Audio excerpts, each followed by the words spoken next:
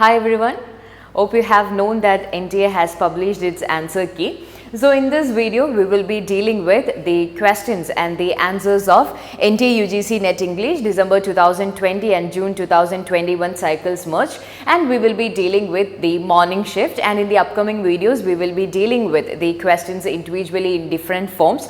So basically, if you look at these questions in general, you can find that NTA has continued its pattern of asking questions indirectly, where you have to derive the answers from your knowledge. And you can find the chronological questions, you can find the assertion reason questions or the statement questions, then they match the following questions, where one thing that you have to keep in your mind is that while you are preparing for your NTA Net UGC English exam, you have to have a literary sense, or you have to have a sense of this wholeness of literature. So apart from picking up things randomly and studying it, you have to go in a chronological order, because there were a large number of questions that were asked from the chronological order and also from different genres and different branches. So it's very important for you to study things chronologically in order for you to answer the questions. And if you look at the pattern of NTA UGC Net English of the morning shift and the afternoon shift, you can find that the questions that were asked,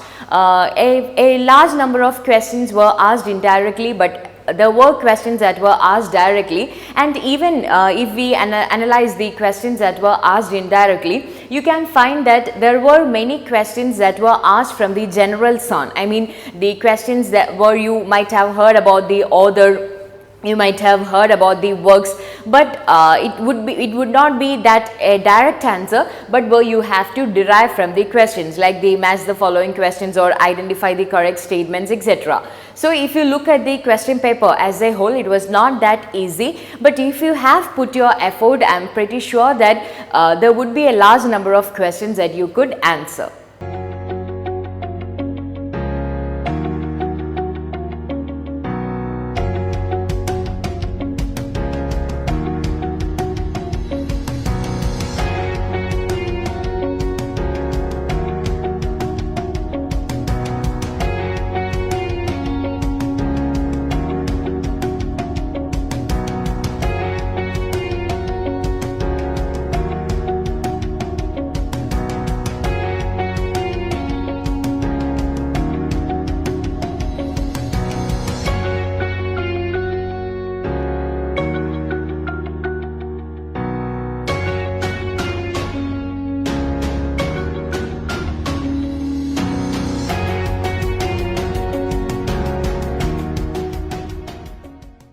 So the first question, potato is a 16th century borrowing into English from. So the options are French, German, Norwegian and Spanish. So you can expect such questions, because in the previous years you can expect like the origin of a French word or the origin of a Danish word. So here the question is regarding the word potato, and we know the correct answer is option D, that is Spanish. So now moving on to the next question. Which of the following poems by Robert Browning contains the lines, "Our interest on the dangerous edge of things, the honest thief, the tender murderer, the superstitious atheist"? So here in this question, you have to identify the poem in which these lines appear. So we know about Robert Browning, he is a Victorian age poet, and we have given the options: A Death in the Desert, Bishop Logan's Apology, Count Gismond and Love Among the Ruins. So here the correct answer is Bishop Logan's Apology, because here we know that the lines, "Our interest on the dangerous edge of things, the honest thief, the tender murderer, the superstitious atheist," these all appear as the lines of Bishop Logan's Apology. So the correct answer is option B. Now, next question. Which of the following novels has its epigraph taken from the Kada Upanishad? So this is related to Indian literature, but you can identify this question from the answer. So even if you don't know such detailed about Indian English literature, you can answer this question if you know about this British literature. And here the options are A Room with a View by E.M. Forster, Point Counterpoint by Aldous Huxley, The Island of Dr. Moreau by H.G. Wells, and The Razor's Edge by Somerset Maugham. And the correct answer is option D, that is The Razor's Edge by Somerset Maugham. So that's why I said, even if you don't know much detail about the Indian English literature, you can answer this question if you know about Somerset Maugham or this British literature. So the correct answer is option D, The Razor's Edge by Somerset Maugham. Now, moving on to the next question. Arrange the following characters in their chronological sequence of appearance. Arrange the following characters in their chronological sequence of appearance. Mirabell, Shylock, Jimmy Potter, and Sir Epicure Mammon. Mirabell, Shylock, Jimmy Potter, and Sir Epicure Mammon. So we know about the different characters. So if you want to answer this question, the first thing that you have to do is to identify the work in which the characters appears. Okay, for example, we know about Mirabell, we know about Shylock, about Jimmy Potter, Sir Epicure Mammon. So these characters are really famous. So first you have to identify the works, and then you have to identify these works with their fellow writers, and then find the year of their publication, and then you can derive the answers. So here these are the options given. So from here you have to choose the correct option. So here the correct answer is option B, that is B, D, A and C. So we can say that if it is B, D, A and C, Shylock, Sir Epicure Mammon, Mirabell followed by Jimmy Potter. And we know that Jimmy Potter,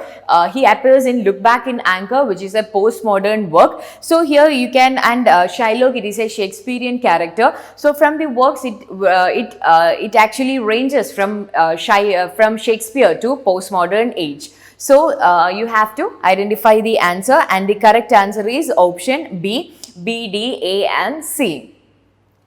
Now, moving on to the next question. This is a match the following question, where the list 1 contains the novels and the list 2 contains the authors. So, in the novels, you can find Don Quixote, Zorros of Young Werther, Lost Illusions, and Epitaph of a Small Winter. And in the authors list, you can find Machado de Assis, Honor de Balzac, Goethe, and Miguel de Cervantes. And also among this, you can find that all these writers, they belong to this European literature. And if you match the following with the correct answers, we know that Don Quixote, it matches with Miguel de Cervantes. Don Quixote is written by Cervantes. Sorrows of Young Werther, it is written by Goethe. And Lost Illusions is written by Balzac, and Epitaph of a Small Winter is written by Machado de Assis. So here you can find that the correct options are A 4, B 3, Z 2 and D 1, and therefore we can find these as an option D. Okay, so the correct answer is option D.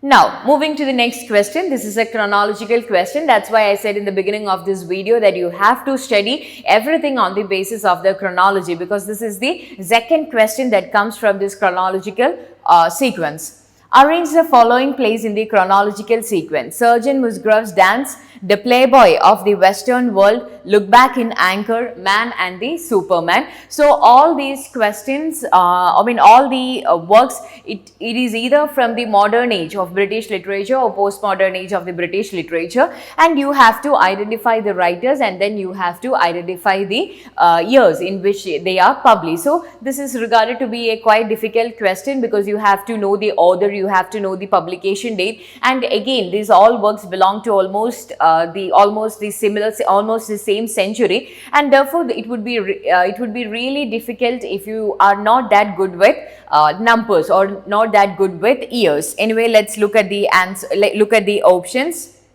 So these are the options, and the correct answer to this question is option D, that is D, B, C and A. Man and Superman, The Playboy of the Western World, Look Back in Anchor, and Sergeant Musgrove's Dance. So that is the chronological order in which the work is published. So the correct answer is option D.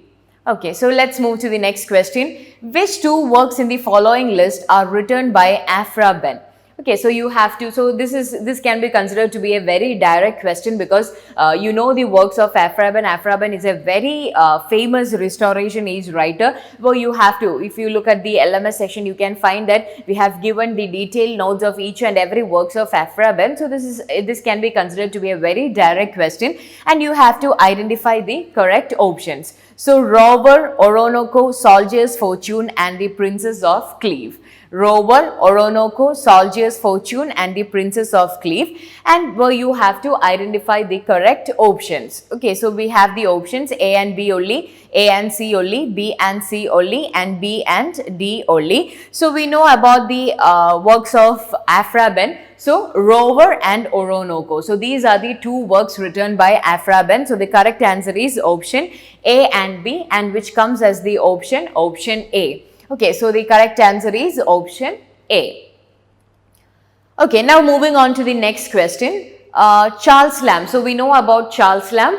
He belongs to the Romantic Age of British literature, and also this actually comes in the genre of non-fiction. So we know that when NTA revised the syllabus, the fourth module, it has become short stories and non-fiction. So these all belong to the genre of this non-fiction, and you can you can get and you can expect in the future exams a large number of questions that comes from this non-fiction, including the magazines, journals, because even in this exam you can find a sufficient number of questions that were asked from these journals, magazines, and such types of non-fiction works and essays.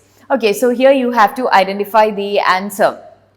Charles Lamb used the pseudonym Elia because you have heard of this title, Essays for Elia, written by Charles Lamb, and we know about the pseudonym Elia. Writing in which of the following periodicals? Athenaeum, London Magazine, the Edinburgh Review, and the Quarterly Review. So we have given the names of 4 periodicals, and you have to identify the periodical in which Charles Lamb used the pseudonym Elia to write his work. So the correct answer is option B, London Magazine. Charles Lamb was associated with London Magazine, and that is in London Magazine that he used the pseudonym Elia. So the answer is option B. Moving on to the next question. Which of these questions would cultural studies be most interested in asking? So this is a general question regarding cultural studies, and we know that cultural studies is actually a module that was recently added by NTA in December 2018, and this question is like nothing particular but a general question from cultural studies. So who decides what is to be produced? Who can afford the artifact? How is the artifact marketed? And what is the register of speech in the artifact? So here we know that the questions that are commonly asked or interested in asking in cultural studies would be: who decides what is to be produced, who can afford the artifact, and how is the artifact marketed? And option D would not be that an interested question in cultural studies. So you can say that the correct options would be A, B, and C. And if we check at the options, A, B, and C comes as option B. So the correct answer is option B.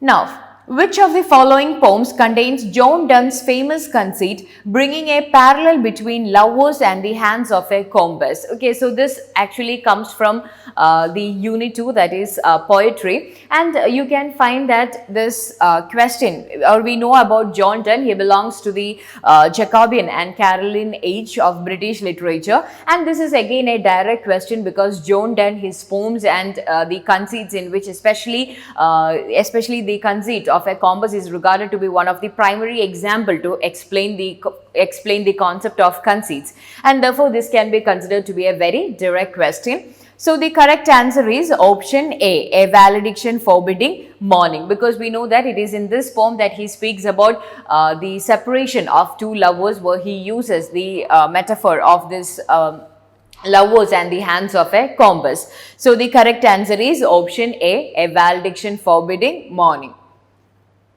Who among the following belong to the Chicago School of Critics? Okay, so in our video section we have already discussed about this Chicago School of Critics. So this is again another direct question that was asked from literary theory, and we know that the primary or the most important personality who belongs to this Chicago School of Critics is R.S. Crane. So again, this can be considered to be a very direct question because R.S. Crane and his works on the Chicago School, that is considered to be the magnum opus of this particular institution. So Chicago School of Critics, the important personality is R.S. Crane. So and apart from R.S. Crane, you can find the other writer who belongs to this Chicago School of Critics is Elder Olson. So R.S. Crane, we know it's a must, and the other person is Elder Olson. So it is Crane and Olson who belongs to this Chicago School of Critics. So that is option A and C. And if we look at the options, A and C comes as option A. Okay, so the correct answer is option A. Now, which two of the following are highlighted in relation to specific historical moments by Stephen Greenblatt? So we know about Stephen Greenblatt. He belongs to New Historicism in literary theory, and this question is regarding the ideology and the concepts propagated by Stephen Greenblatt. So the correct options are, the given options are crisis of meaning, circulation of meaning, production of meaning, and deferral of meaning. So these are the correct options: crisis of meaning, circulation of meaning, production of meaning, and deferral of meaning. So if you look at here, we can find that the correct answer is circulation of meaning and production of meaning. Circulation of meaning and production of meaning. So the correct answer is option B and C, which comes as option B. Now moving to the next question, Virginia Woolf's Orlando opens in 1588 and Orlando, a 16-year-old boy, writes a poem called The Evergreen Tree, The Magic Tree, The Oak Tree, The Poison Tree. So we know about Virginia Woolf. She is a modern age British writer, and in this question it asks about her work called Orlando, and the question is about the poem written by the 16-year-old titular character, that is Orlando. So the correct answer here is option C, that is the oak tree. Okay, so the correct answer is option C, the oak tree. Now moving on to the next question, what function of English is exemplified by the use of English in India as a link language along with a first language by stable bilinguals in well-defined social context? So this is actually a question that belongs to the module language and pedagogy, and here this speaks about the function of English. Okay, it actually speaks about the different functions of English, and we have also discussed that in our videos. So the options are auxiliary, complementary, equative, and supplementary, and the correct answer is option B, complementary, because complementary is actually used to be the link language along with the first language by state bilinguals in a well-defined social context. So the correct answer is option B, complementary. Okay, so now let's move on to the next question. So this is again a match the following question where you have to identify the playwrights with their corresponding plays. So we have the Bertolt Brecht, Tennessee Williams, Václav Havel, and August Strindberg. So here this is again a mix of the modules. You can find European questions, European writers who belong to the European literature, and also Tennessee Williams, who was a Victorian age writer. So you can find such different writers, and then their plays. So we have Bertolt Brecht, Tennessee Williams, Václav Havel, and August Strindberg, and the plays are Cat on a Hot Tin Roof, Life of Galileo, Miss Julie, and Temptation. So these are the options, and if you look at the answer, we know that Bertolt Brecht, he is the author of Life of Galileo. He can be matched with Life of Galileo, and again Tennessee Williams, he can be matched with Cat on a Hot Tin Roof. Okay, and this can be considered to be a direct question because all these writers are famous and all the plays are also famous. They're famous works, and except Václav Havel, who might not be that familiar with some of the students, all the three writers, Brecht, Williams, and Strindberg, all of them are famous, and even the works are also considered to be their magnum opus. So this again is another very direct question. So Cat on a Hot Tin Roof, written by Tennessee Williams. Then we have Václav Havel, who has written the work Temptation, and August Strindberg, who has written the work Miss Julie. So if we look at the correct options, we can find that A can be matched with 2, B can be matched with 1, Z can be matched with 4, and D can be matched with 3. So the correct answer is option B, A2, B1, C4 and D3. So the correct answer is option B. Now let's move on to the next question. Choose the correct right chronological sequence of the publication of the following book. So again, we can find a chronological questions. And this is regarding the publication of the following works by different feminist writers. So we have Margaret Atwood, Alice Walker, Doris Lessing and Toni Morrison. So all these works are feminist works, and you have to identify the correct order of their publication. So we know that among here the first work to be published would be Doris Lessing's The Golden Notebook. Doris Lessing's The Golden Notebook, and followed by Toni Morrison's The Bluest Eye. So that would be the second work after Lessing. And then if you look at the next work, it would be Alice Walker, The Color Purple, and finally Margaret Atwood's The Handmaid's Tale. So if we look at the correct options, we can find that it is C, D, B and A, and it comes as the option C. So the correct answer is option C. Okay, now moving to the next question. This is regarding literary theory. So we have heard of Erich Auerbach's Mimesis. Okay, this is a very famous essay, that is Mimesis, the representation of reality in Western literature, and this was actually a work that was published in 1946, and you have to identify the last chapter of this book. Okay, he has given 4 works, and here the last chapter, this actually is an example of intertextuality where he makes a connection with one of the following novels, and you have to identify it, and the correct answer is option C, that is Virginia Woolf's To the Lighthouse. So that is the correct answer, option C, Virginia Woolf's To the Lighthouse. Okay. Now coming to the next question, which 2 of the following stage directions are from Harold Pinter's The Birthday Party? So recently we did a video on Harold Pinter, and that too about the birthday party, because this actually appears as a very must question, because in the June 2020 question paper you can find total 3 questions, 2 from the morning shift and 1 from the afternoon shift, that comes from Harold Pinter's work. Okay, and therefore Harold Pinter's The Birthday Party, it's a very important work when it comes from this net perspective. So here you have to identify the 2 stage directions related to Harold Pinter's The Birthday Party. The living room of a house on a seaside town, the garbage pail on the ground next to the porch steps, a light shows from the upstairs bedroom, lower floor windows being dark. He hangs the drum round his neck, taps it gently with the sticks, then marches round the table beating it regularly. So here these are the correct options that's given, A and C, A and D, B and C, C and D. So from here you can find that 2 of the statements are right, and we know that the living room of a house on a seaside town, that's a correct statement when it comes to Harold Pinter's birthday party. And again the next one is, he hangs the drum around his neck, taps it gently with the sticks, then marches round the table beating it regularly. So the correct the correct options are A and D, and this comes as an option B. Okay.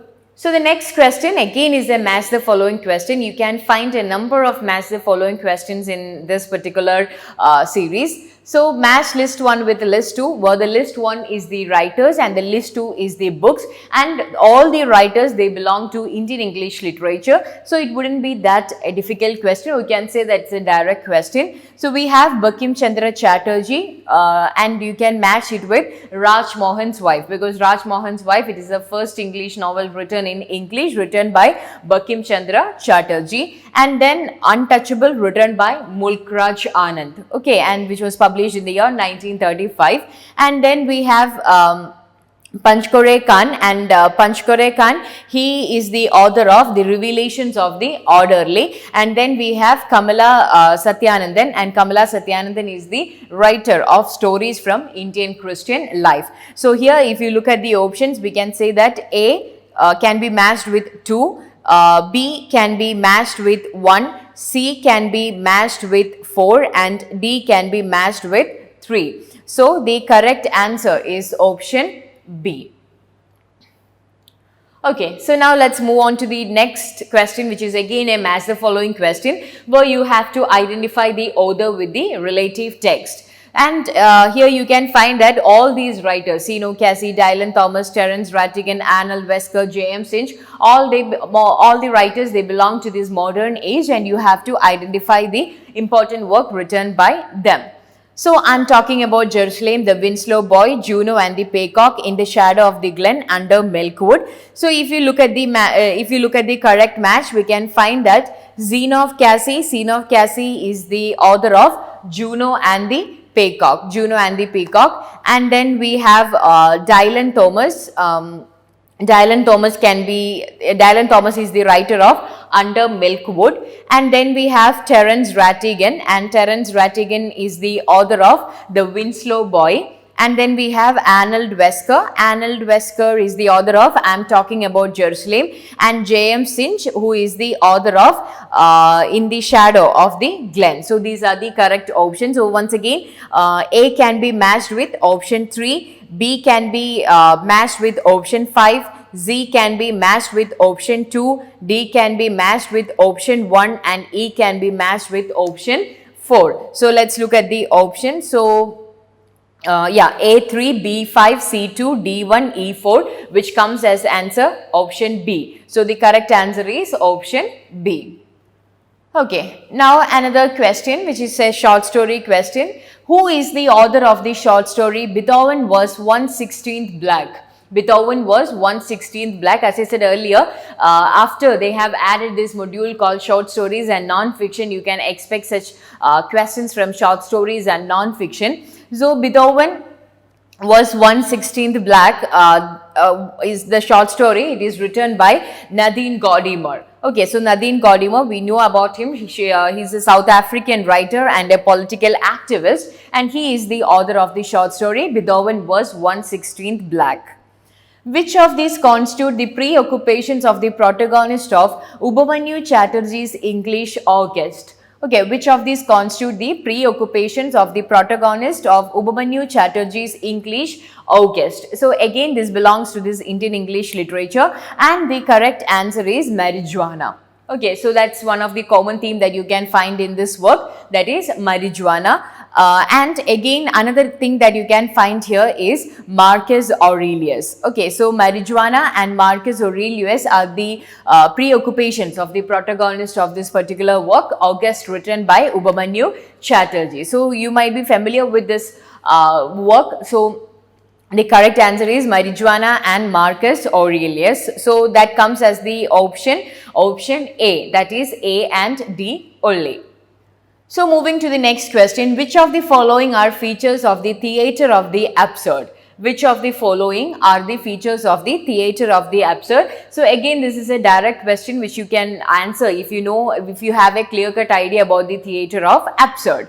Emphasis on the central role of God in the universe, presentation of futile actions and devoid of any goal. So emphasis on the central role of God in the universe, we know that that is not at all the concern of absurd theatre. Then presentation of futile actions devoid of any goal. That's a very correct example. If you look at the works of Samuel Beckett, these all comes, this is actually the central theme, presentation of the futile actions devoid of any goal.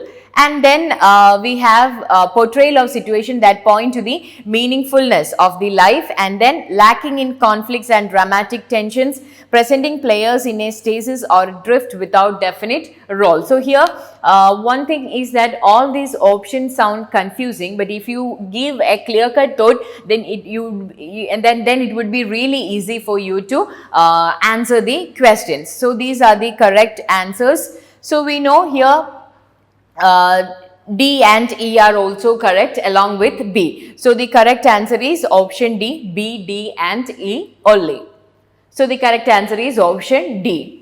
Coming to the next question, in an apology for poetry, Sidney discusses the didactic function of poetry by comparing it to philosophy and what? So, apology for poetry, Sidney, we have covered this work in literary criticism. So, we know about Philip Sidney, who is regarded to be a middle-aged critic of English literature, and in his apology for poetry, which is written as a response to Stephen Gossen's School of Abuse, he actually compares the function of poetry by comparing it to philosophy and history. So, we have learned about the comparison between poetry, history and philosophy. So, here the correct answer is option C, that is history. Which of these does Meenakshi Mukherjee propose as the possible target readership of early Indian English novels? So, in this question paper, you can find many questions from Indian English literature, and so here this is a question regarding Meenakshi Mukherjee.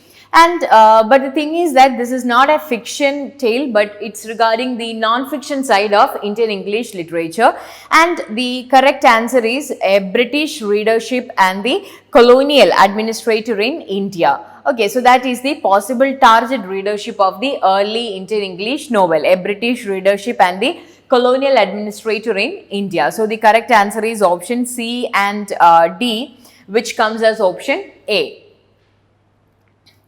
Now, moving to the next question, who among the following is the founder of the Survey of English Usage? This is a question that belongs to language and pedagogy. So, the correct options are, the options given are Brian Garner, Henry Watson Fowler, Michelle Swan and Randolph Quirk. Okay, so here the correct answer, that is the founder of the Survey of English Usage, is Randolph Quirk. Okay, so the answer is option D.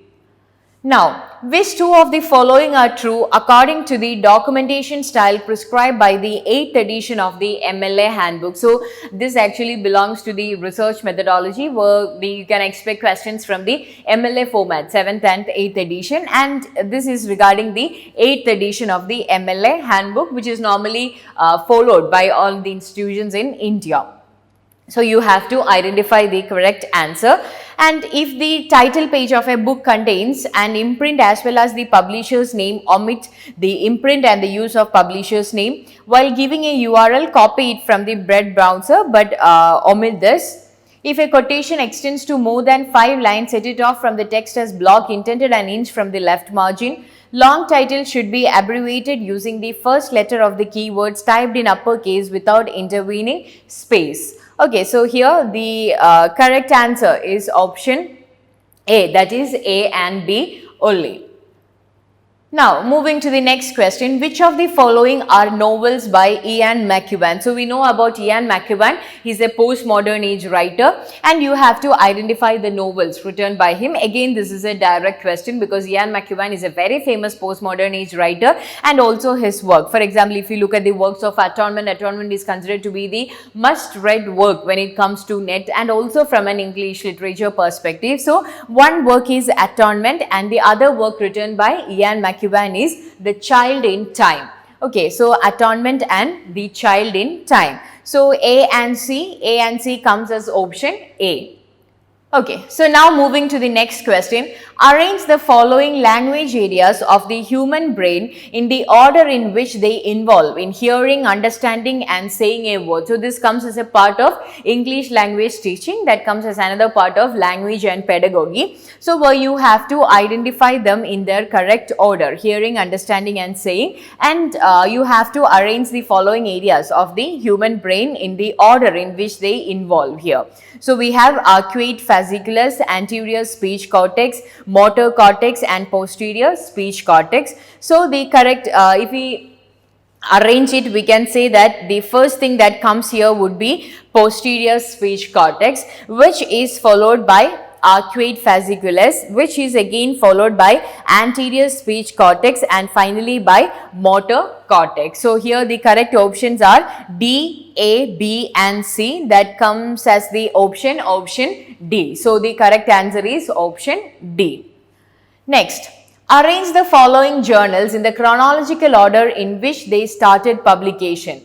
arrange the following journals in the chronological order in which they started publication. So we have did several videos on magazines and the chronological order in which they are published. So this would be easy for the students who have viewed that video. So we have the Tatler, the Examiner, the Review and the Spectator. So if you look at the correct order in which they were published, we can find that the first journal to be published here is the Review. So the Review followed by the Tatler, followed by the Examiner and by the Spectator. So Review, Tatler, Examiner and Spectator. So we can say that C, A, B and D, and C, A, B and D comes as option C. So the correct answer is option C.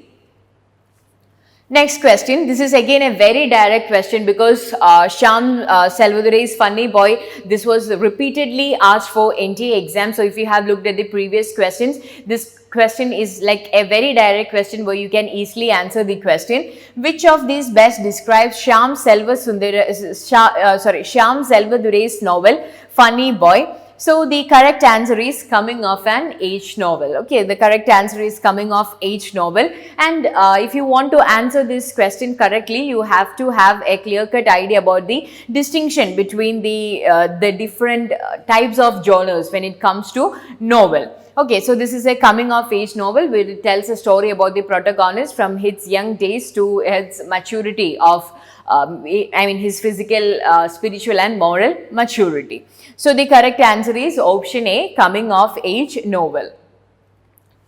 So list 1 and list 2, again another match the following question where you have to identify the character with the novels in which they appear. So we have Vincent Smith, Paul Morrell, Whiskey Priest, Leopard Bloom and Paul Pennyfeather. So if you look at this, some of the works would be very common for you, like the Leopard Bloom or Paul Morrell, because we know that Paul Morrell is a central character in Sons and Lovers. Similarly, Leopard Bloom is the central character in Ulysses. So we know such types of easy things. And if you look at here, and again Vincent Smith, he appears in 1984 by George Orwell, again another famous work. And then we have these Whiskey Priest who appears in the Power and the Glory. And finally Paul Pennyfeather who appears in Decline and the Fall. So if you make the match, we can find that A can be matched with 1984, A can be matched with 3, B can be matched with 1, C can be matched with 5, D can be matched with 2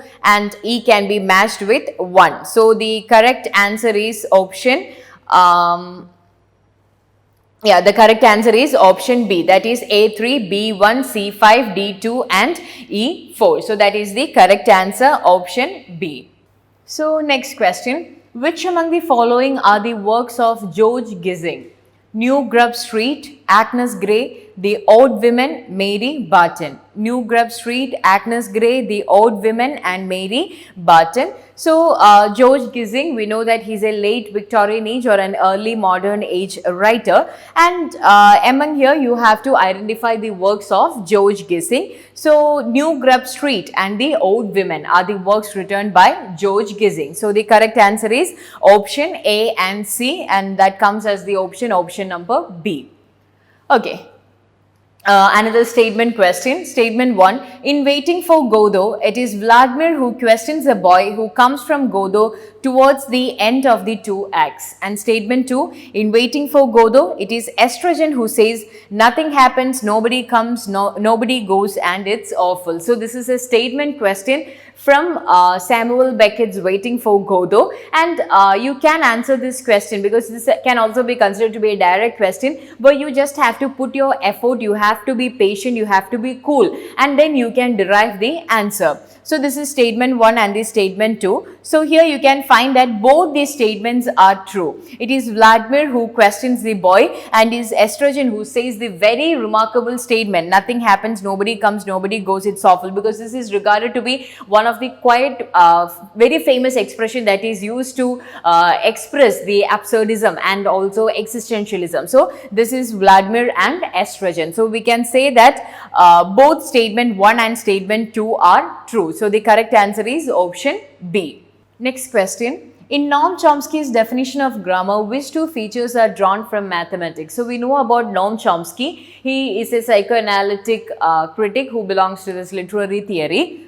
And we have we have learned about his ideologies regarding competence, performance and universal grammar. So here the question is regarding the features that are drawn from mathematics. So it is complexity, abstraction, transformation and generation. So the correct answers are option C and D. And option C and D comes as option number D. So the correct answer is option D.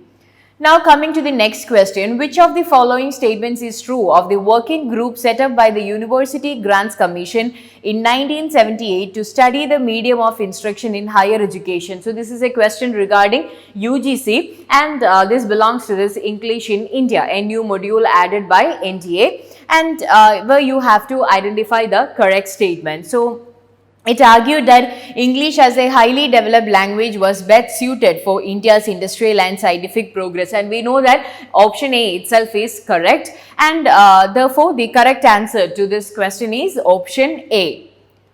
Okay, so that is regarding UGC. And then coming to the next question, which two of the following are works written by Gustave Flaubert? So you have to identify the works written by him. So Gustave Flaubert, he is a French writer and therefore he belongs to this European literature.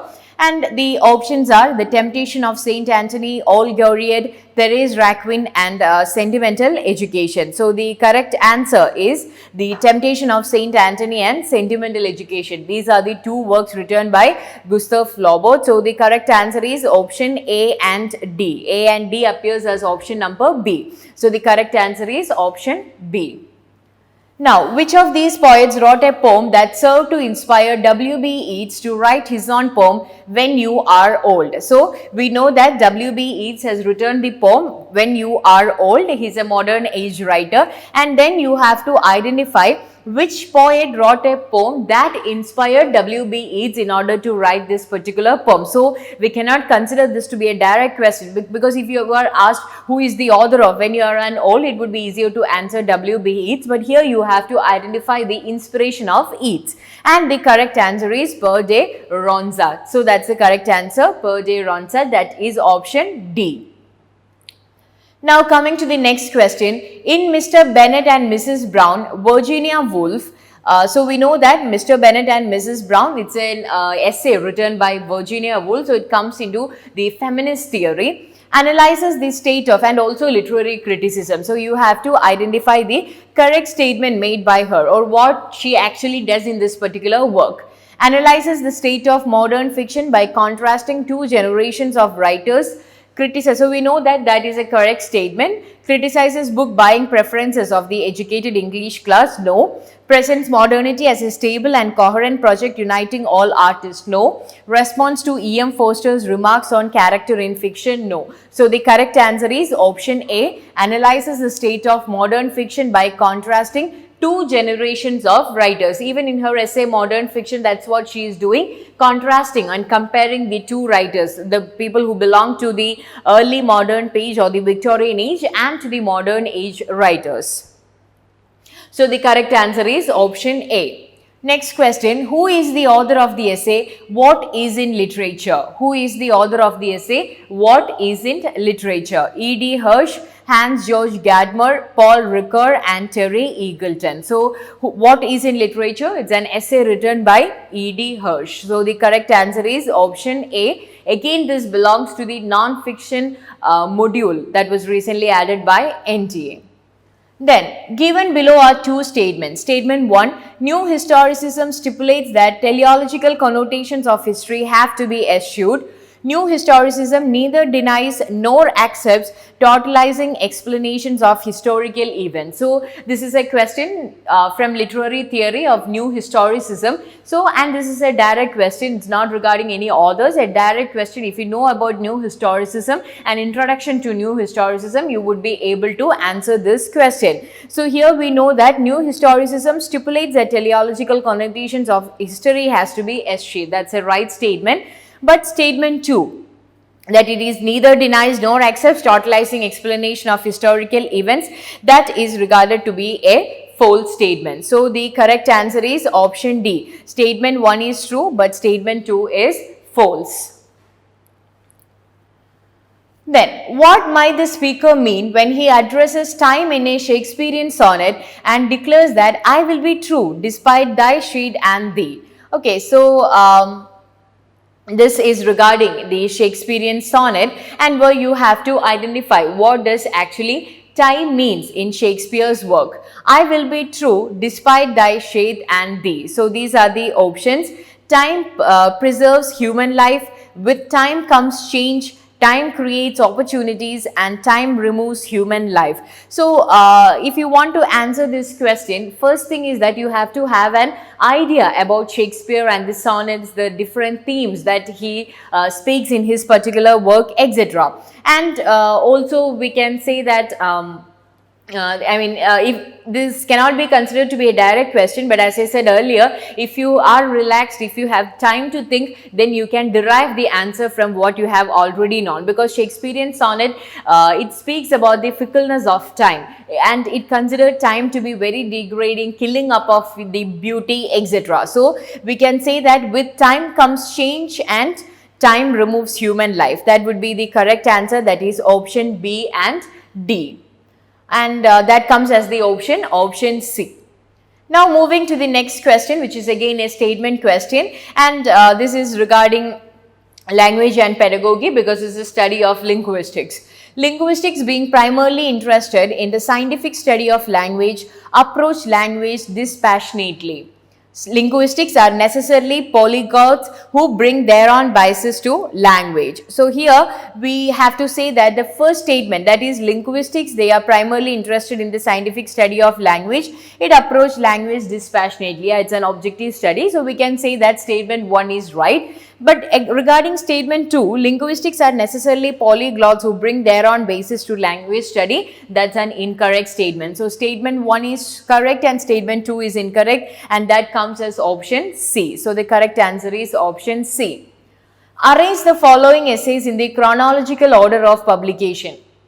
T.S. Eliot, The Function of Criticism; Edgar Allan Poe, The Philosophy of Composition; Henry James, The Art of Fiction; Virginia Woolf, The Modern Fiction. So these are the correct answer, and you have to identify the questions in the chronological order. So all this actually belongs to the non-fiction works, because all these writers, they like Henry James, Virginia Woolf, T.S. Eliot, Edgar Allan Poe, all these writers, they belong to this modern age. But the thing is that, except Edgar Allan Poe, but the thing is that this comes or the questions that are asked from them is regarding the non-fiction. So you have to identify the publication years in which these essays were published. So we can say that the first work to be published here would be Edgar Allan Poe, because he actually belongs to the Romantic age of American literature, and then followed by Henry James, The Art of Fiction, followed by Virginia Woolf's Modern Fiction, and T.S. Eliot's The Function of Criticism. So that would be the correct order, B, C, D and A, and that comes as option B. Now moving to the next question, which of the following does the Subaltern Studies Project contain? Which of the following does the Subaltern Studies Project contain? Traditional historiography celebrated the role of the subalterns. Traditional history of India's freedom movement celebrates the contribution of selected icons. Traditional historiography highlights the dominant strands of India's freedom struggle, and subaltern studies historiography highlights the dominant strands of India's freedom struggle. So we know that subaltern studies is actually belong to the post-colonial theory under literary theory, and it can be associated with Antonio Gramsci, Gayatri Spivak, etc. And you have to identify the correct statement regarding the subaltern project among the options. So we know that the correct options would be option B and C, that is traditional history of India's freedom movement celebrates the contribution of selected icons. They are not celebrating the freedom of everyone, or as we say, the history is often said by the ones that won. Traditional historiography highlights the dominant strands of India's freedom struggle. So these are the two things that subaltern project contains to, option B and C, and that comes as option C. So the right answer is option C. Which of the following clusters is associated with what Julia Kristeva terms the semiotic? So this comes under literary theory, and that too under feminist theory. So it's the question is regarding Julia Kristeva and the term semiotic, where you have to identify the clusters that comes under this particular term semiotics. So here we can find that the correct answer would be displacement, slippage and condensation. Displacement, slippage and condensation. So that would be the correct answer. So the answer is option B. According to Longinus, which two of the following qualities apply to great poetry? So Longinus and on the Sublime, this comes under literary theory, and that too of the literary criticism, and that too of this Roman critics. So where you have to identify the qualities of this great poetry. And we can say it must be the work of a genius and inspired person. It must cause a feeling of melancholy in the reader. It must employ devices of rhetoric. It must please selectively and on special occasion. So these are the correct answers, and here we can say that the correct option is option A, that is A and C only. It must be the work of genius and inspired person. It must employ devices of a rhetoric. If you look at the qualities of the Sublime, you would get this answer. So this can also be considered to be a direct question.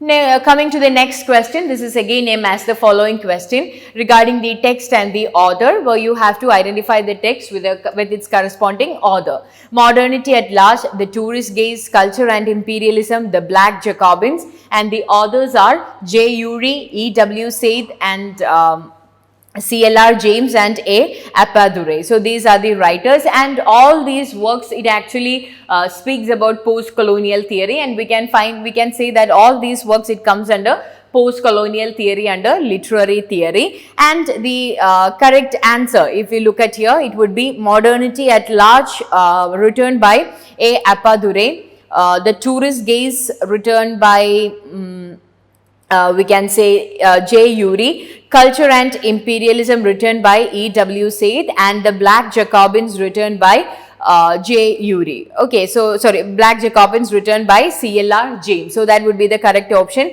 A4, B1, C2 and D3, and that comes as the option C, A4, B1, C2 and D3. So the correct answer is option C. With which of these is Ngugi wa Thiong'o generally associated? So we know about Ngugi wa Thiong'o. He belongs to post-colonial literature, that is, he is an African writer, and you might be very familiar with him because he is the author of A Grain of Wheat, which is regarded to be one of his most important work. And from all the works of Ngugi wa Thiong'o, you have to identify the common themes in which he has written. So that is the question. So here the correct options are decolonizing the body, decolonizing the mind, polity and the state. So the correct answer would be mind, because he speaks about how the white people conquers the ideology of the black people and how they get to serve the other. So the correct answer is option B, decolonizing the mind. Who among the following played the most significant role in mobilizing the concept of cultural intermediaries? Who among the following played the most significant role in mobilizing the concept of cultural intermediaries? So again, this comes, we know about the correct answer is Bourdieu, and here we can find that he is actually a Marxist, and therefore this actually belongs to Marxism of literary theory. Who among the following played the most significant role in mobilizing the concept of cultural intermediaries? The correct answer is Bourdieu. So the answer is option C. Now again, another match the following question, where you have to identify the poet with its language. So we have Charles Baudelaire, Henry Chain, Sylvia Plath and Jos Marti, and where you have to identify the nationalities to which they actually belong. So we know about Sylvia Plath, and we know that Sylvia Plath is actually the English writer here, and then we have Charles Baudelaire, again a French writer, Henry Cheney, a German writer, and Jos Marti, a Spanish writer. So this is like A1, B2, C3 and D4. So that comes as option A. Then, who among the following Dickens characters appears as a ghost? So this is what I normally say to everyone after this NTA exams. Charles Dickens, it's very important because even in the previous questions you can find a number of questions asked from Charles Dickens, and Charles Dickens has written a large number of novels, but you can expect questions from the year of the publications, the characters and the parallel works. So like such types of any sort of questions can be expected from Charles Dickens. So here is also a detailed question where which character appear as a ghost in Charles Dickens works. So the correct answer is Jacob Marley. Okay, so Jacob Marley, he appears as a ghost in Christmas Carol. So the correct answer is option D. So next question, which of these constitutes the only extant trilogy from ancient Greek tragedy?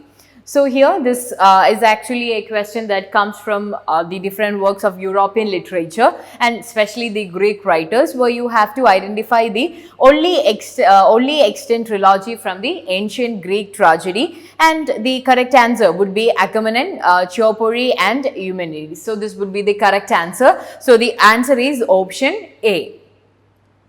Moving to the next question, who among the following considered paraphrase as a heresy?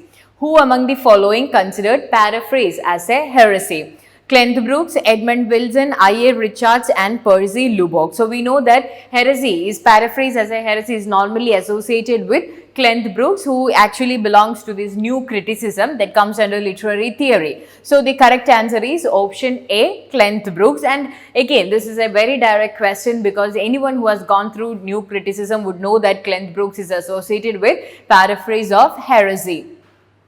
Now, which of the following are poems by Nizam Ezekiel that make fun of Indians' use of English? Okay, so here we know about Nizam Ezekiel, who has written different large number of poems regarding the colonization of the colonizations of the Indians, how they regard highly of the English language and English literature. So here, so these are the question has given 5 options, and where you have to identify the number of poems in which he makes fun of the India's use of English. So the correct answer is, we know that Goodbye Party for Miss Pushpa Tears, that's is written in broken English, which actually teases the attitude of Indians regarding English, and then is a very Indian poem in Indian English. So these are the 2 poems in which Nizam Ezekiel make fun of India's use of English, A and C. So that comes as option A. Now, who among the following edited the Cornhill magazine? So, we know the correct answer is William Makepeace Thackeray. Thackeray, he is actually a Victorian poet, and this therefore belongs to this Victorian group of magazine, that is the Cornhill magazine, and William Makepeace Thackeray was known for his edition of this Cornhill magazine. So, the correct answer is option D. Which 2 of the following writers does A.D. Hope addresses through his poetic responses in A Book of Answers? So, A.D. Hope is the Australian poet, and you have to identify, or Australian writer, and you have to identify who are the other writers addressed by A.D. Hope in his work A Book of Answers. So here the options are A. Tolstoy, B. Dostoevsky, C. Mallarmé and D. Goethe, and the correct answer is option the correct answers are Tolstoy and Mallarmé. So these are the 2 writers who are addressed by A.D. Hope as a response in A Book of Answers. So the correct answer is option A and C, that comes as option A. So the answer is option A. Arrange the following terms in the chronological order of the use in literary theory. Okay, so here these are the 4 literary concepts, theoretical concepts, and you have to identify the chronological order in which they appear. So the first thing, if you look at the previous videos of our website, you can find that of our YouTube channel, you can find that while covering the chronological questions, there was a similar question that was asked for the previous exam, where they gave 4 or 5 concepts regarding literary theory, and then you have to identify to which theory these concepts actually belong to, and then you have to chronologically place it. So if you haven't watched the video, just have a go, so you will get an idea about how to crack these chronological questions and what are the different types of questions that you can expect from chronology.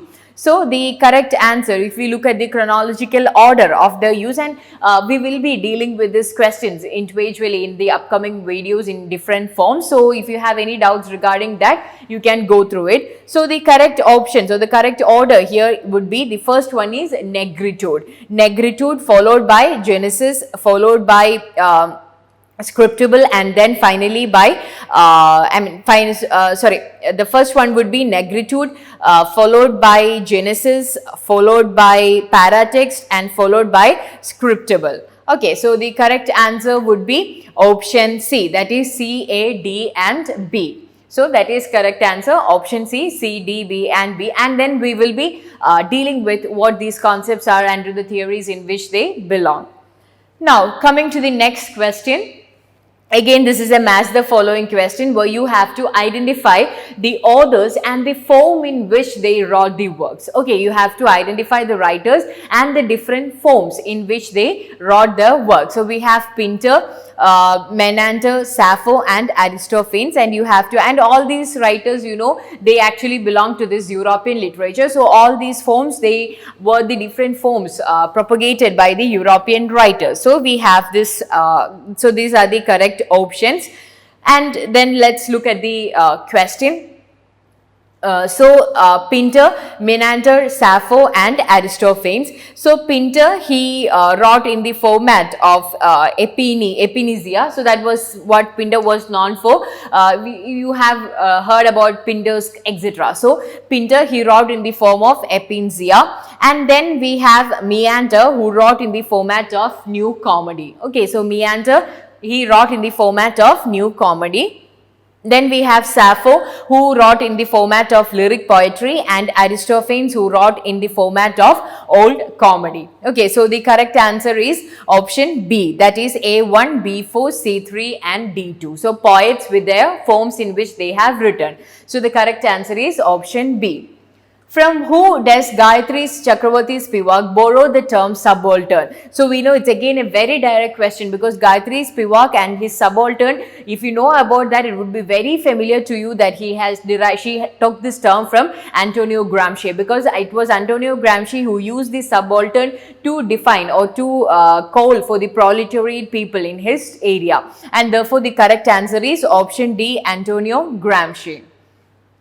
Which of these did Wood's Dispatch seek to propagate? So we know about Wood's Dispatch 1854. This belongs to English in India, and this is very important. Wood's Dispatch is regarded to be the Magna Carta of Indian education, and you have to identify which of these things did Wood's Dispatch propagate.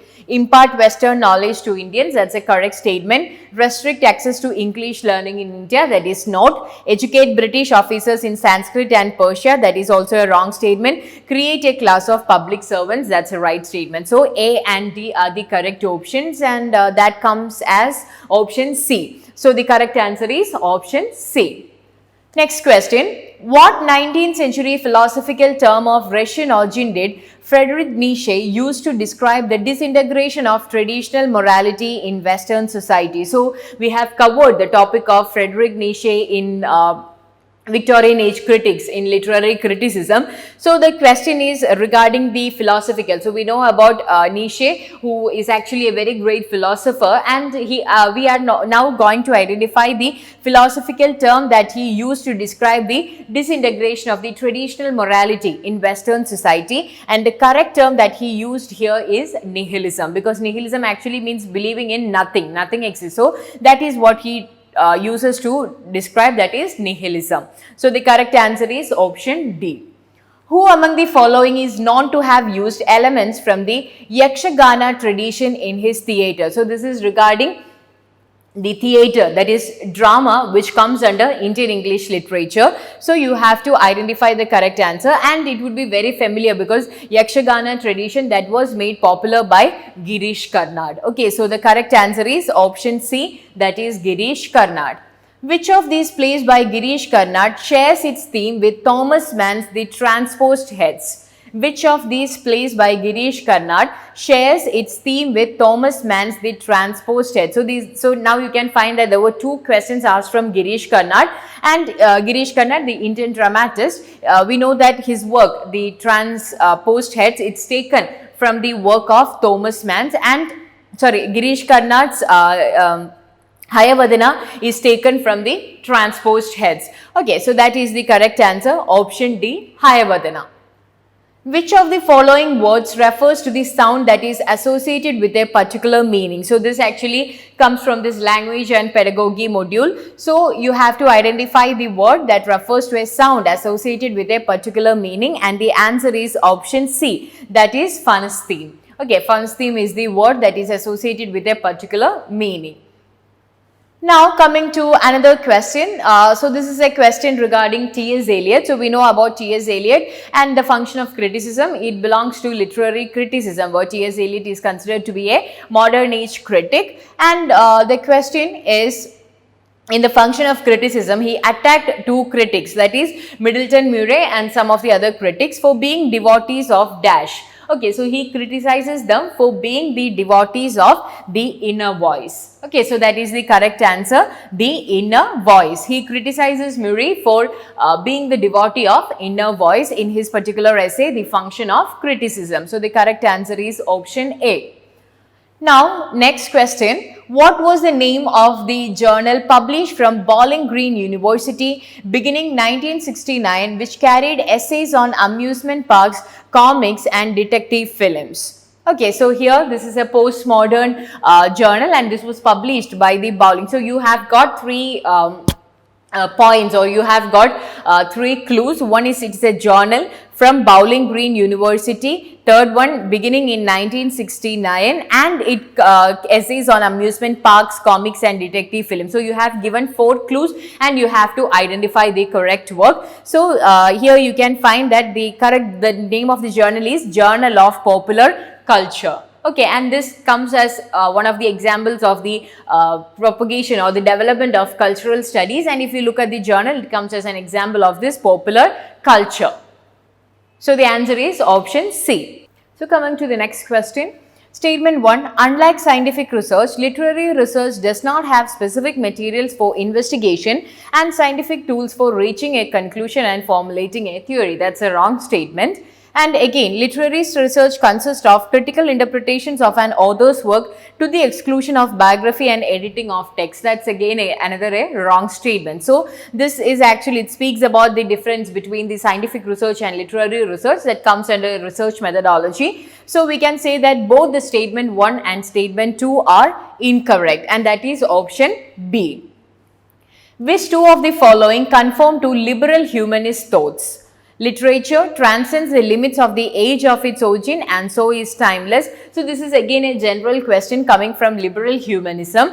Literature is untouched by the essential human nature which is unchanging. That's a wrong statement. Literature is devoid of any purpose to enhance life or promote human values. That is also a very wrong statement. Identity is a unique essence unaffected by environment and society. That is also a correct statement. So the correct answer is option A and D. A and D can be considered to be a clear-cut definitions of liberal humanism. So let's look at the option. A and D comes as option B. So the correct answer is option B. Who among the following is said to have believed that the Persian Gulf War never happened? So you might have heard of the title, the Gulf War did not take place, the Gulf War will not take place. So these are the works written by Baudrillard. Okay, and because that actually shows about the influence of media and all. So this comes under postmodernism, under literary theory. So the correct answer is option B, that is John Baudrillard. Now, arrange the following text in the chronological order of publication. Again, another work that comes from non-fiction works and chronology. So, here you have to identify the correct statement. So, as I said earlier, you have to identify the author who published this work and the year of publication in order to answer such questions. So, the correct answer, the first work to be published here would be The Feminine Mist. Okay, so that would be the first work, The Feminine Mist, followed by Sexual Politics, followed by This Bridge Called My Back, followed by Gender Trouble. So the correct answer would be D, B, A and C, and that comes as an option D. So the correct answer is option D. Which of these does the book How to Read Donald Duck identify as an important element in its analysis of imperialist ideology in the Walt Disney comic book? Okay, so this is again another example of post-colonial literature where you have to identify regarding the imperialism and the globalization. So this is also a part of postmodern age analysis. So you have to identify the correct answer, and the answer is noble savage. So that's the that can be considered to be how to read the important element in the analysis of this imperialist ideology in Walt Disney's comic book Noble Savage. So the correct answer is option C. Which of the following statements best describes Terry Eagleton's views on literature? So we know about Terry Eagleton. He is a very famous Marxist, and therefore he comes under literary theory. So you have to identify the correct statement. It is closely allied to religion in its significance and seriousness. No, that's a wrong statement. It is involved in the reproduction of dominant social order. That's a correct statement. Its primary purpose is to produce beauty and pleasure. That's a correct statement. Its reason data is to reflect social reality directly. So the correct answer is option B. That's a right statement regarding Terry Eagleton and literature. Now, which of the following conform to Northrop Frye's typology of literature? So we know about Northrop Frye. He is actually the founder of archetypal literary criticism, and you have to identify the work in which you can find about Northrop Frye's typology of literature. Mythology of spring, mythos of summer, mythos of autumn, and mythos of winter. So here the correct answer would be comedy and tragedy. That is mythos of spring comedy, mythos of autumn tragedy. That is A and C. So the correct answer is option B. That is A and C. Now, given below are two statements. One is labeled as assertion A and the other is labeled as reason R. Assertion A: postmodern narratives focus on the indeterminate and unstable nature of textuality and subjectivity. Reason R: postmodern narrative acts regard narratives and characters as tentative representations of writing and identity. So, this is regarding the features and the characteristics of postmodern literature and postmodern narratives. So you have to identify the correct statement. So here we can find that while we are answering this assertion reason question, at first you have to look whether both the statements are true, and then you have to look whether the reason is a perfect reasoning of the assertion. But here you can find that both the statements are true, but here reason has nothing to do with the assertion. So that comes as option C. That is, both A and R are true, but R is not the correct explanation of A. So the correct answer is option C. Now, in politics and English language, which two of the following tricks are mentioned by George Orwell as bad habits of English use? Again, you can find that this is a work written by George Orwell, but it belongs to the non-fiction genre. So you have seen more than 10 questions from this non-fiction. So it's very important. Apart from fiction, poetry, drama, non-fiction works are also very important from an NTA perspective. So which are the two bad habits of English usage? The correct answer is pretentious diction and dying metaphors. Pretentious diction and dying metaphors, that is B and C. That comes as option B. So the correct answer is option B. Now, match the following with list 1 and list 2. The Tory Folks Hunter, What I Believe, The Death of the Moth, and Of Ambition. And the list 2 are Francis Bacon, Joseph Addison, E.M. Forster, Virginia Woolf. Again, another work that comes from this non-fiction genre of literature. And here you have to identify the correct option. So list 1 is the works written by them, and the list 2 you have to identify the corresponding authors. So here the Tory Folks Hunter, that's a work written by Joseph Addison. Then What I Believe, that's a work written by E.M. Forster.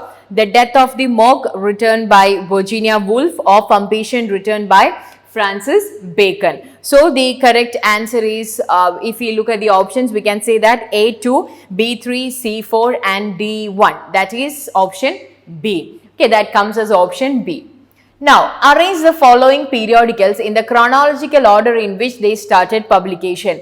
The Spectator, the Tatler, the Rambler, the Critical Review. The Spectator, the Tatler, the Rambler and the Critical Review. And we have already spoke about the questions about the magazine. So here you have to identify the correct statement. So here we can find that the first one to be published is the Tatler, followed by the Spectator, followed by the Rambler, and followed by the Critical Review. So as I said earlier, if you look at the chronological questions, you would get an idea about how you can expect questions for the next time, and also the importance of the magazines. We have covered that topic, so just go through it, you will get a clear-cut idea. And so the correct answer, if we say it would be B, A, C and D, that will be option C. Okay, so the correct answer is option C. Now moving to the next question. Which two of the following concepts are deployed in the work of Frederick Jameson? Okay, so we know about Frederick Jameson. He's a postmodern writer, and also he's a critic who belongs to a theorist who belongs to postmodernism. So we can find that he employed two of the famous postmodern features or characteristics in his works, and you have to identify them. So the correct answer is pastiche and schizophrenia. So that would be the two features or the concepts that you could find in the works of Jameson. So A and C, that comes as option B. So the correct answer would be option B. So next question, and this would be considered to be a very difficult question for a few, because you have to identify the poem in which the work appears, and then you have to identify the poet. Okay, so courage, he said, and pointed toward the land. And we know that courage, he said, and pointed toward the land, that is actually the poem written by Alfred Lord Tennyson. And I am poor brother Lippo, you might identify it because of this Lippo, Fra Lippo Lippi. So this work, that means I am a poor brother Lippo, this is actually written by Robert Browning. I caught this morning's minion. You might be familiar with these lines because of its alliteration, morning's minion. So I caught this morning's minion. It's written by G.M. Hopkins. Look in my face, my name is Might Have Been. Okay, and that work is written by D.J. Rossetti. And the sea is calm tonight, and that work is written by Matthew Arnold. So that would be the correct option. So if you speak about it, A2, B5, C1, D3 and E4, and that comes as an option B. So the right answer to it is option B. Now, in comparative philology and sometimes in modern phonology, what is a term used to refer to the deletion of a vowel with a word? And this comes as language and pedagogy, and the correct answer is syncope. So syncope is the term used to refer to the deletion of a vowel within a word. Who is the author of the essay Lear, Tolstoy and the Fool? So this is regarding King Lear. This is a work written by William Shakespeare's King Lear. So who is the author of the essay Lear, Tolstoy and the Fool? The answer is George Orwell, the modern age writer. So this again is another non-fiction work. Who among the following compared the mind in creation to a fading coal? The mind in creation to a fading coal. So this is if you look at the options, you can find that this is a romantic age feature where you compare the mind in creation to a fading coal, and the correct answer to this question is Shelley. It was Shelley who gave this metaphor of comparing the mind in creation to a fading coal. So the correct answer is option C, that is Shelley. Who among these does Gabriel Garcia Marquez name right in the beginning of his Nobel Prize address? So he speaks about another famous writer, and that is Antonio Pigafetta. So who among these does Gabriel Garcia Marquez name right in the beginning of his Nobel Prize address? So we know that Marquez, he got the Nobel Prize, and in his address he actually addressed two important writers. So that is where you have to identify the writers. So the answer is Ferdinand Magellan and Antonio Pigafetta. So we know about Marquez. He is a Colombian writer, a very famous writer. And in his Nobel Prize, he addresses Magellan and Pigafetta. So the correct answer is option A and D only. That is answer 1. That is answer A.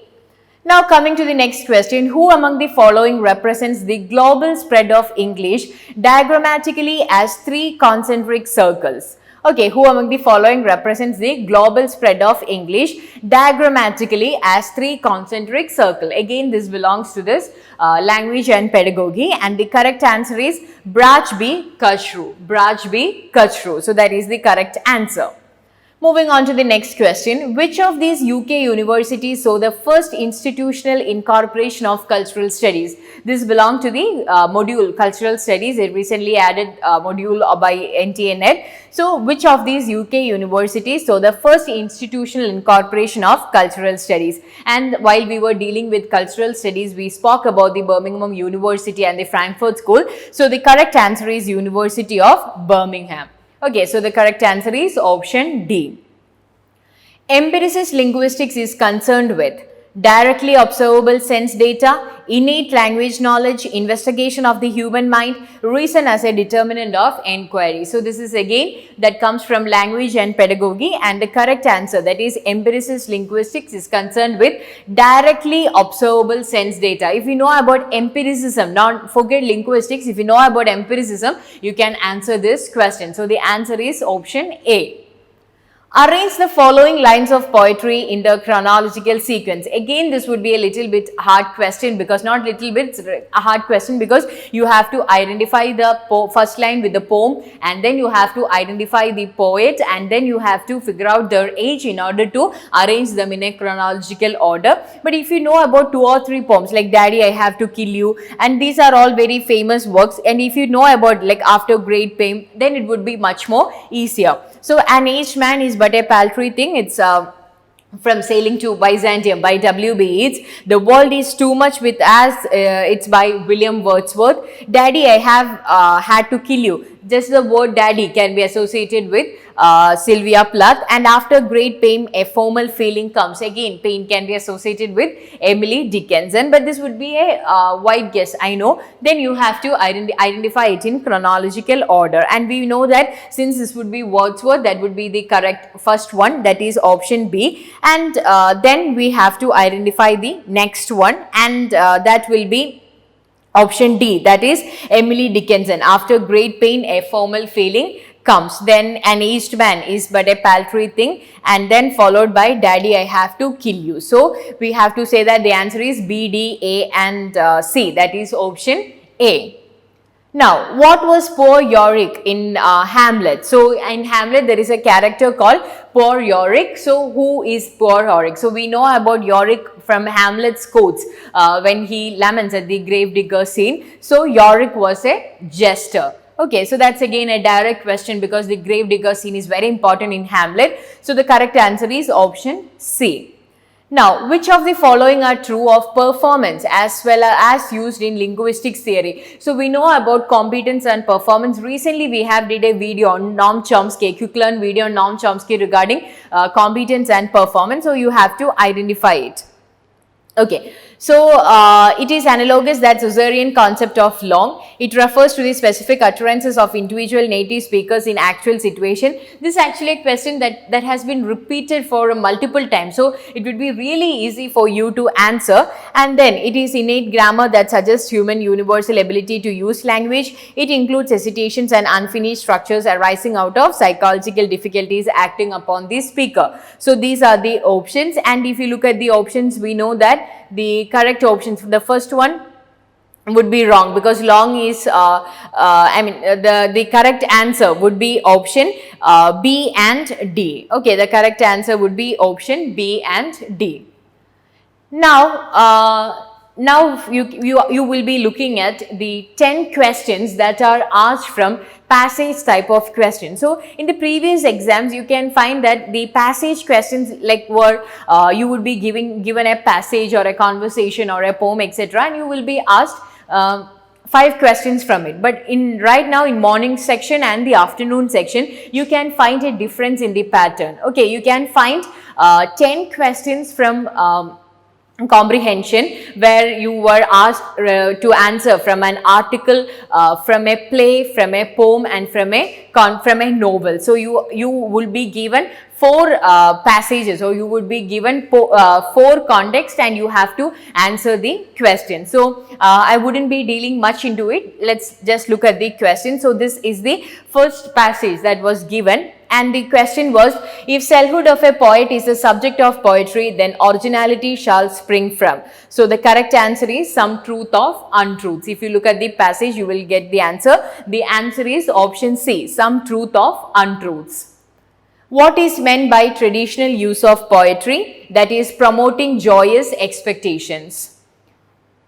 And in the context of the above, which is closest to being true, the correct answer is the poet himself may be the subject. So the correct answer is option D. So this was the first passage where you got 3 questions and you have to answer the questions. And the second one is a poem written by G.M. Hopkins, and you have to you have to answer 3 questions from this particular poem. Which 2 of the following are true? Not all knowing the intensity or depth of suffering, death does not put an end to our suffering. Suffering is seen as winds that hinder comfort. Suffering's intensity or depth is in the mind. So these are the correct options and you have to identify the answer. The correct answer is option A, that is A and D only. Beyond the intensity of non-grief, there can be only the twisted non-pain. So that's the correct answer. Which of the following best describes the meaning of the title of the poem? No worse there is none. So that's the title of G.M. Hopkins poems, and you can say that actually means nothing can be so bad as this. Okay, there is nothing bad as this that is yet to happen.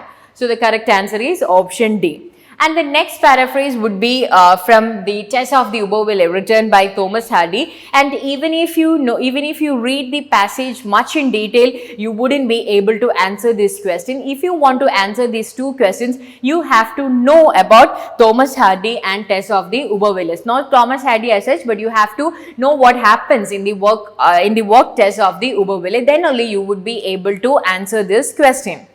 Who are the 2 speechless gazers? So here you can find that there is a question started with 2 speechless gazers, and the correct answer are Lisa Lou and Angel Clark. But as I said, in order for you to answer this, you have to know who were there to witness the death of Tess. Then how did this sport with Tess end? She was hanged. So that's the end of this thing. She was hanged. So the answer is option A. And the next text would be from the lines from Shakespeare, The Tempest. So again, the question is, we are such stuff as dreams are made on wheels. Human life is full of imaginary colors. Our life is a text of what happened. There is no substance to human life and we are a bundle of past reality. The answer is option C. There is no substance to human life. And this insubstantial pagan refers to a non-real performance, enactment with support structure, the destroyed Mother Earth, the shutdown of the Globe Theatre. The answer is a non-real performance. Okay, so these are the questions that we have to deal with the the morning shift of NTA UGC net of the previous year. And you have to know that all these questions, it was not that easy, but if you put some effort, there were some direct questions and you would get a clear-cut idea about your score if you watch this video. And so if you haven't downloaded your response sheet, and for those who have downloaded your response sheet, they can get a clear-cut idea about these questions and their answers. And also for the future students and for all the net aspirants, I think they are looking at these questions would be very useful, because you will get an idea about how the questions appear, the patterns, the change of the patterns, like how important the chronological question, the statement questions, the master following questions, and especially how to focus on this non-fiction work. So you will get a clear-cut idea about how to prepare if you watch, if you go through all the questions and the answers. So that's all for this video. Thank you.